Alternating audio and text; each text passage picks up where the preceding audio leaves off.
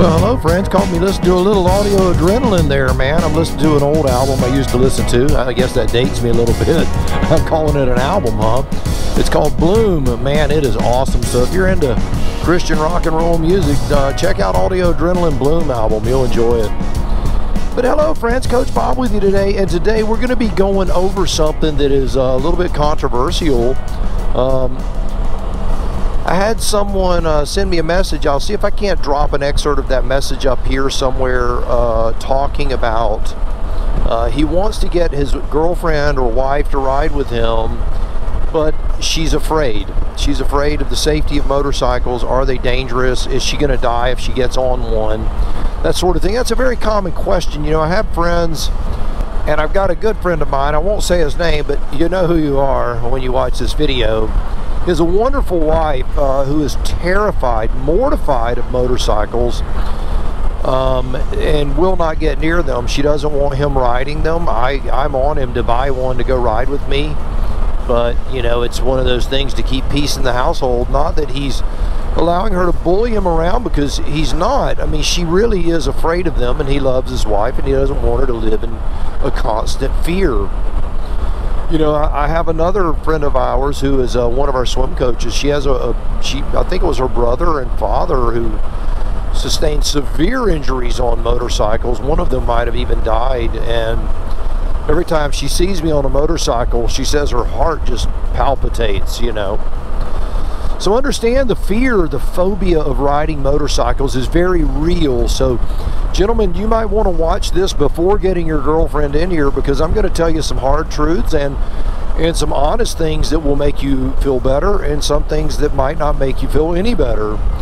But I feel that the truth, a good dose of truth, will let you know what you're getting into, and that, you know, there's risk associated with everything. So if you're looking for a carte blanche free pass, you might want to say, nah, you know, I'm not going to get the wife in here. But if you want the truth, and you might be able to let her see the pros and cons and the real dangers associated with motorcycles and the things that aren't associated with it, then, you know, watch this and then see if this might speak to her and maybe squelch some of her fears. So let's talk about, is motorcycling dangerous? Is it dangerous? Well, obviously. Is driving that Chevy Traverse there dangerous? Yes. Is this more dangerous? Yeah, I'd say it is. I mean, obviously if a school bus hits them, they're kind of surrounded by metal and glass and airbags and all that. And I'm surrounded by gear, what I'm wearing, and the air. So obviously the protection that a vehicle affords you, you're not going to get in a motorcycle. You're just not. And anyone who tries to give you a hard sell and say, well, it's just like it's not like a car. It's not. We're less visible. We know that. And you have to ride like you're invisible. You have to. There's a whole series I could do on that. And that's probably going to be coming up soon on some strategies for riding when you, for maintaining that visibility so that people will see you and know where you are. All right, well, before we get off into a bunch of stuff, if you would do me a favor, give this video a thumbs up, share with your friends, all that stuff. I mean, this kind of information is always good to know. But back on the car thing, there's a reason they call them cages. They are in cages that people, while you're imprisoned, you can't be free like a motorcycle. I understand that. You're also in a cage, a metal cage that is protecting you from all of these external environmental things that can damage your body. Now, anyone who, you know, if I sound a little more serious than normal, that's because this is kind of a serious topic, I would say. In fact, I'm on my way right now to Orion Motorsports to drop the trailer off where someone hit the trailer while we were parked. I'll drop a link to that video somewhere up here. I'm hitting my camera. But I'll drop a link to that video somewhere up top, and you'll be able to watch that and see what happened. But anyway, nobody was hurt. The vehicle was parked, that kind of stuff. So the question is, how many miles, this was one of the things that the guy had asked, how many miles have you ridden, you know, pretty much trouble-free? Well, I can truthfully say I've ridden motorcycles in excess of 250,000 miles. I don't know how much over that, but I can safely say that I've ridden over 250,000 miles, easily. And I've been riding pretty much my whole life. Could it be more than that? It could be, but it definitely is not less than that. Now, in an automobile, I guarantee you, I mean, just in the two vehicles that are my last two vehicles, I had more than that. I had over 300,000 miles, and Vicky's van has over 200,000 miles on just that van. So obviously I've driven an automobile more than 1 million miles, I'm sure, which is insane to think about.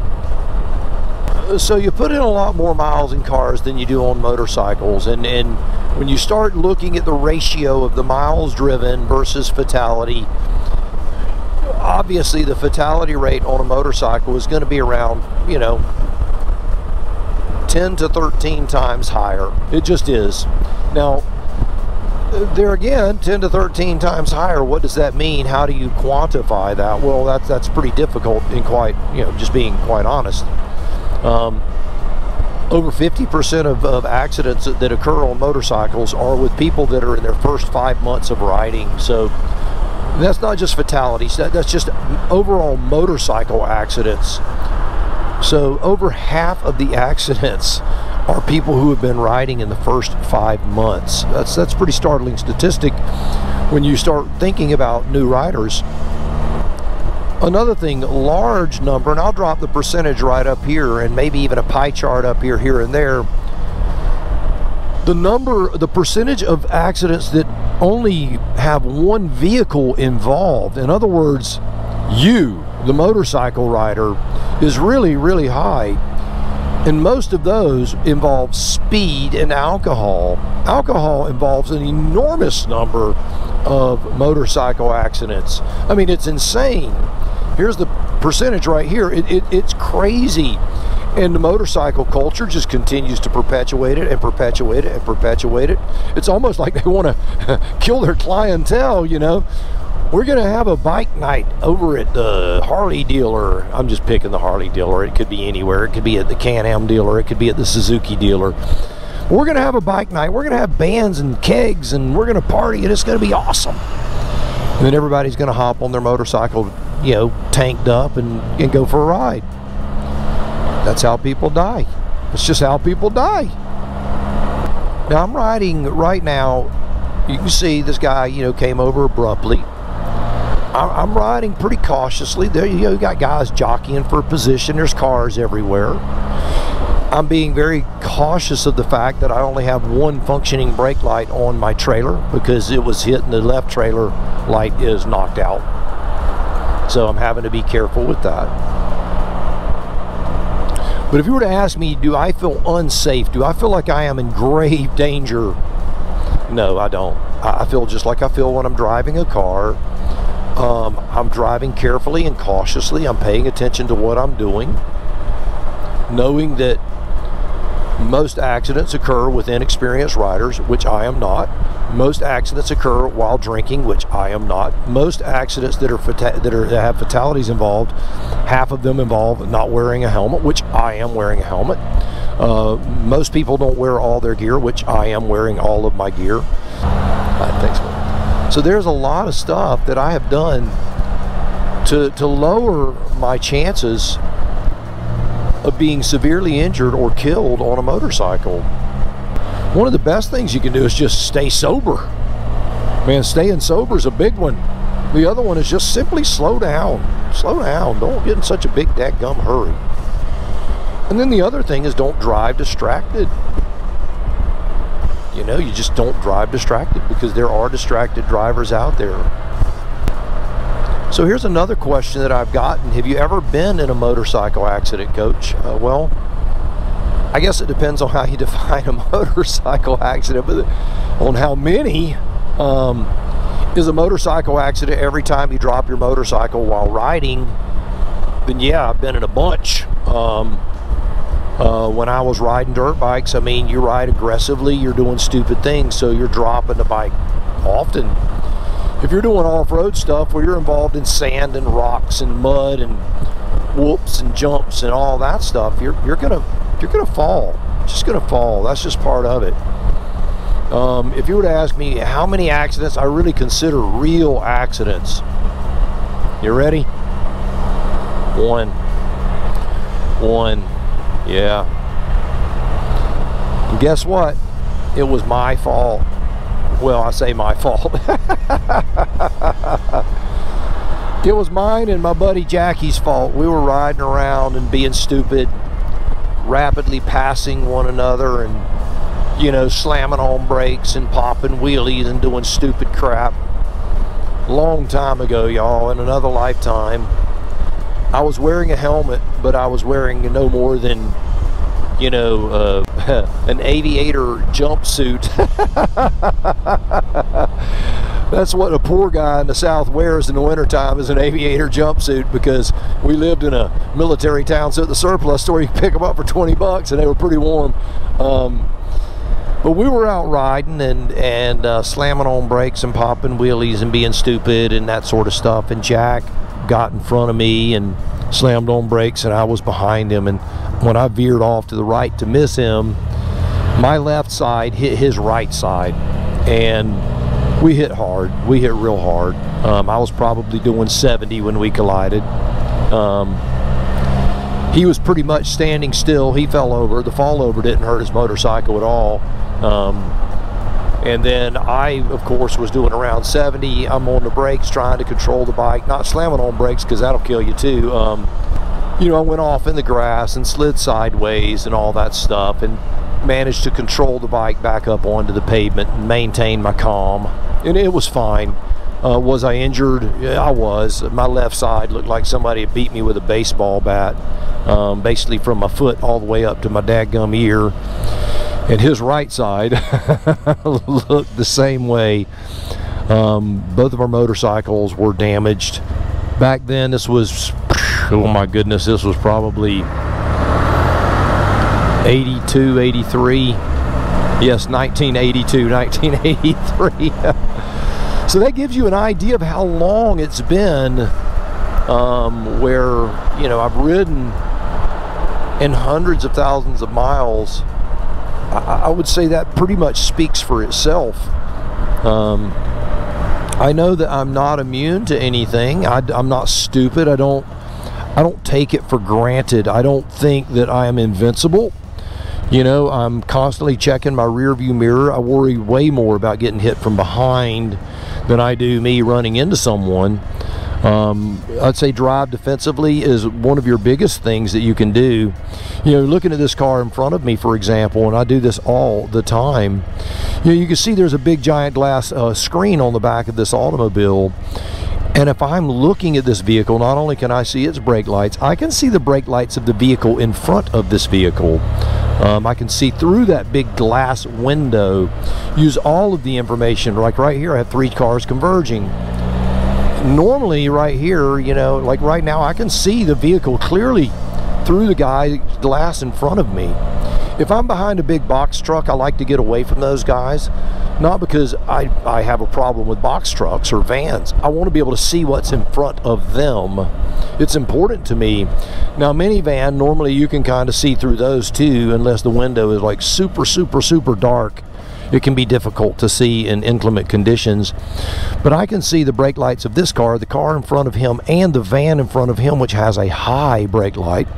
Although I would venture to say that that brake light is not working, because I saw his lower brake lights go on and off, and without the top one functioning properly. Now that, obviously, you can't, you know, you can't judge that, but that's part of it. But drive defensively. Look at what you're doing. Pay attention to what you're doing. But is motorcycling inherently dangerous? Yes, it is. As is skydiving, as is skateboarding, as is driving a car, as is driving a van, as is water skiing, as is boating. It just is. Life is dangerous. It's dangerous. And I'm going to run this yellow light. Is that dangerous? Is that wise? Well, I made a decision, right? I made a decision. Am I going to run this yellow light? Is it more dangerous for me to slam on brakes or to run through the yellow? I made a decision.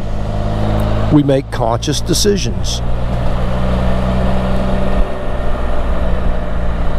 Isn't that a beautiful park?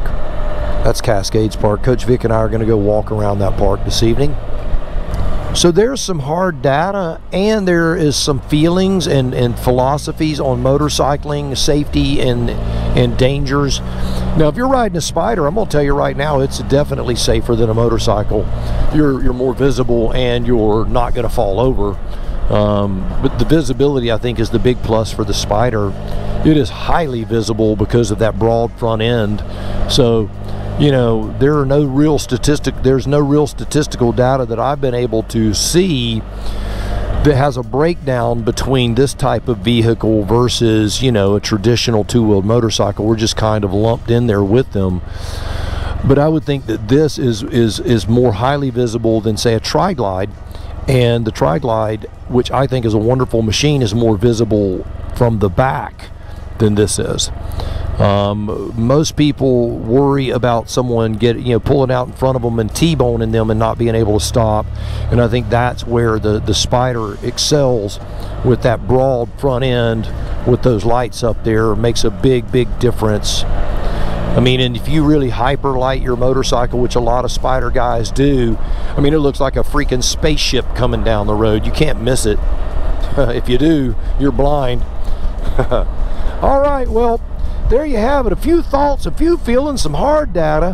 Hopefully that's given you a little bit of information and insight on making a good decision and maybe squelching the fears of riders. Trust me, you can enjoy motorcycling, and you can do it safely, and you can have a great time while doing it.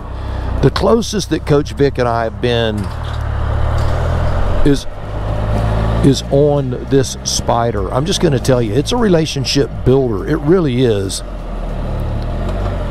All right, well, let me drop this trailer off, and then we'll do a quick closeout. We'll talk about a few feelings on some of the other things that motorcycling does. It's good. It's good stuff. All right, well, now that I've got the trailer dropped off and checked everything in and talked to everybody, let's figure out some of the good things that might balance out the dangers and the fears. Is there anything that could balance that fear out? And like I was saying before I dropped the trailer off, the idea of relationship building that I've seen on the Spyder for Coach Vic and I, it's been unbelievably awesome. Again, we've never been closer than when we are riding.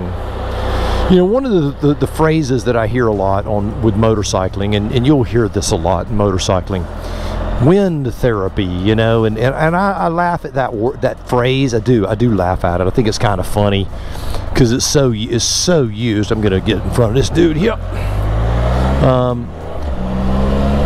I hear it so often, I kind of laugh because, you know, I'm just so used to riding all the time that, you know, do I look at it as therapy? I really don't, but it is. I know it really is, because I always feel better when I ride. I always feel better. Not only do I feel physically better, I am happier. I'm a happier person when I ride. That's pretty crazy that it can be that way. And when you're happier together, that's what makes that relationship grow. You know, Coach Vic has been through a lot in the last year. You know that. Anyone who's been a subscriber to this channel, if not, you can go back. If you just search in your search box, Coach Bob 3, Coach Vic has cancer, you'll see what's going on with all that. But as all of you know, she has been through a whole lot. The thing that is affecting Coach Vic is not, you know, the motorcycle. It's the heat. It's the cold. You know, her body has just gotten a lot more sensitive to it over the last, well, certainly since the surgery. There's been a lot of little physical things that she's contending with. And those things, man, I'm going to tell you, they're very real, and they're hard. It's hard on her body, and so making the long trips has become increasingly difficult for us. And the fact that we've just had a lot of things going on with our family as well, with her father being ill and mother being ill. You know, we're at that time. I mean, my parents are both passed in the last few years, and hers are getting older, and it gets hard. You know, you're trying to take care of people, and you put your life on hold. That's just the way it is. But we want to do more riding, and we're hoping to do some more. I am going to be going to the DeLand Spyder Rally, which is in September. I am going to Biketoberfest, which is in October. Apart from that, I'm not sure exactly what I'm going to be doing, but I am going to be doing that. Is Coach Vic going to go? I'd say a lot of that's just going to depend on the climate. If it's super cold and rainy, I can tell you she ain't going to go. She ain't riding in a monsoon again. She just doesn't want to do it. And I understand that. You know, that's that thing. You have to let your spouse have the freedom to be able to say no. I don't think it's unrealistic, though, to want them to go with you. And I want Coach Vic with me every time I'm on this thing. So the beauty of riding, the freedom of riding, the comfort of riding, all of that stuff, the Spyder is absolutely superlative in that, and it makes life easy when you're riding. I love my Spyder. Will I ever get rid of it? I don't know. I mean, if Coach Vic didn't ride anymore, I don't know what I'd do. Maybe I'd keep this thing, or maybe I'd buy a new one, or maybe I'd buy an adventure bike. I don't know. Or maybe I'd buy an adventure bike in addition to this. I don't know. I just don't know. But I have people ask me, what are you going to do if Coach Vic quits riding? You going to keep the Spyder? Probably. I'll have a Spyder, because I know Coach Vic, and I know what's going to happen. She'll say, I don't want to ride, and then in 6 months she's going to go, I'm ready to get out. I'm ready to get out and do it again, Bob. I'm ready for, you know it, some wind therapy. There it is. There it is. You know, once you start riding, it's in your blood, and you just can't quit. And I'm going to tell you, I don't care if you're on 2 wheels, 3 wheels. I don't care if you're riding a freaking unicycle. Riding's fun. It's just fun. All right. Well, there you got it. Is motorcycle safe? You make up your own mind on that. I'm not going to tell you what to do. Is it fun? Well, it sure as heck is for me, or I wouldn't still be doing it. So do me a favor, until next time, go out by the motorcycle of your dreams, eat right, take care of yourself, and remember, if you're not having fun, my friend, you are definitely doing it wrong. Now you go seize the day, and I'll see you on the road real soon.